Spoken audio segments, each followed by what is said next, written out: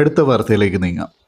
ടോക്കിയും മാഞ്ചി gang തമ്മിലുള്ള വർദ്ധിച്ചു വരുന്ന തർക്കത്തിൽ നിരപരാധികളായ സാധാരണക്കാർ ഇരകളായി. തർക്കത്തിൽ 6 പേർക്ക് പരിക്കേറ്റു. ഹൃദയസ്തംഭനത്തിനാൽ ഒരാളെ ആശുപത്രിയിൽ പ്രവേശിപ്പിച്ചു. സംഭവ സ്ഥലത്ത് ടോക്കിയോയിലെ ഷിബുയ കോവിൽ താമസിക്കുന്ന 25-കാരനായ നവോട്ടോ തച്ചിബാനയാണ് മരിച്ചത്. ടോക്കിയോയിൽ നിന്ന് ഒരാൾ കൂടി മരണപ്പെട്ടു. ഷിബുയ കോവിൽ മരിച്ചുപോയ തച്ചിബാനയുടെ ചേച്ചി 26 വയസ്സുള്ള ഹിനാറ്റയാണ് കൊല്ലപ്പെട്ടത്. വിഷയത്തിൽ കൂടുതൽ ജാഗ്രത പുലർത്തണമെന്ന് ടീം PD അറിയിച്ചു.